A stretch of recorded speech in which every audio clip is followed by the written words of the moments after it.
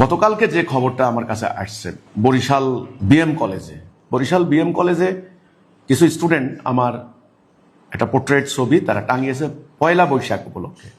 তো পয়লা বৈশাখ উপলক্ষে শুভেচ্ছা জানিয়েছে অনেক নেতাই আছেন। তো আমাকে যারা পছন্দ করেন, লাইক করেন, তারা আমার ফটো টাঙিয়েছেন। আমার মনে হয় এটা কর্তৃপক্ষের অনুমোদন সাপেক্ষে তারা করেছেন। এটা তেমন কোনো দোষের কিছু ছিল না। আপনার কলেজ ভার্সিটির স্টুডেন্টরা সাধারণত কোনো ফেভারিট, তাদের কোনো প্লেয়ার বা কোনো শিল্পী বা কোনো সাহিত্যিক বা কোনো দলের নেতা তাদের ছবি টাঙায়, গেঞ্জিতে ছাপাইয়া ইয়ে করে, তো এটা তো আমি মনে করি মানুষের আবেগ অনুভূতি, ঠিক আছে। তো এই ক্যাম্পাসে তারা যখন এটা করলো, দেখেন হাসিনা যখন পালিয়ে গেলেন তখন বলা হলো যে স্বৈরাচার মুক্ত হয়েছে, দেশে বাক স্বাধীনতা, আইনের শাসন, মানবাধিকার প্রতিষ্ঠিত হবে, মানুষ কথা বলতে পারবে, আগে পারতো না, এ ধরনের একটা স্লোগান ছিল কিন্তু স্টুডেন্টদের মধ্যে। কিন্তু আমরা এখন দেখতে পাচ্ছি না, ব্যাপারটা কিন্তু তা হয়নি। স্বৈরাচার, রাজনৈতিক স্বৈরাচার যদি বলেন গেছে, কিন্তু ধর্মের নামে স্বৈরাচার আরো পোক্ত হয়ে কিন্তু জাতির ঘাড়ে বসেছে। এই কলেজ বিশ্ববিদ্যালয়গুলিতে বাধা কারা দিচ্ছে? আমি অন্তত কয়েকটা ঘটনা স্টাডি করেছি, সেখানে আমি দেখলাম বিএনপির কোনো ছাত্র সংগঠনকে আমি পাইনি, দু একটা ব্যতিক্রম। বিএনপির কোনো সংগঠন মানে অর্থাৎ ছাত্র দলের কোনো স্টুডেন্টকে কিন্তু আমি পাইনি যে তারা আমাদের কাজে বাধা দিয়েছে, তাদের কোনো এই ব্যাপারে ইন্টারেস্ট নেই। তাহলে কারা বাধা দিচ্ছে?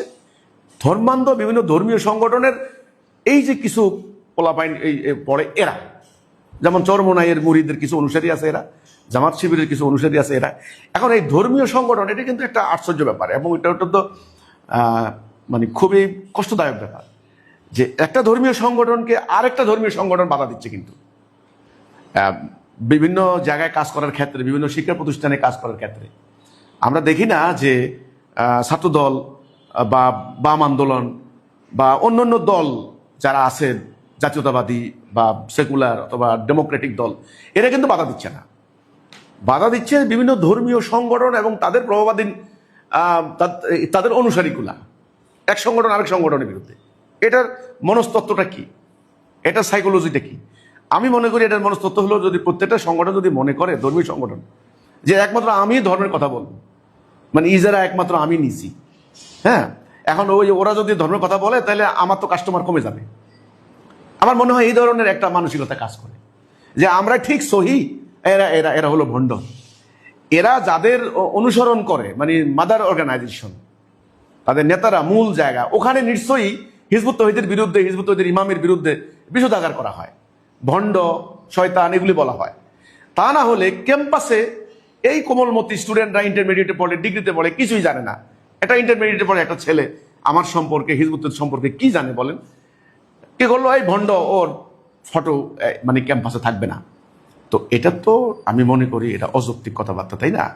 এটা স্বৈরাচারী মানসিকতা। আমি মনে করি আমাদের স্টুডেন্টদের উচিত হবে তাদের মন মানসিকতা যথেষ্ট সমৃদ্ধ করা, যথেষ্ট উন্নত করা। এটা আমার পার্সোনাল ওপিনিয়ন। এবং তারা এটা, তাদের অন্তত এটুকু তাদের সহনশীল থাকা দরকার যে আমার যেমন অধিকার আছে কথা বলার, আমার সংগঠনের কথা বলার, আরেকজনেরও অধিকার আছে তার কথা বলার।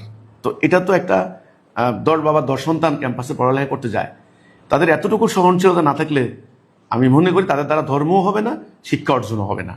এই হলো কথাটা।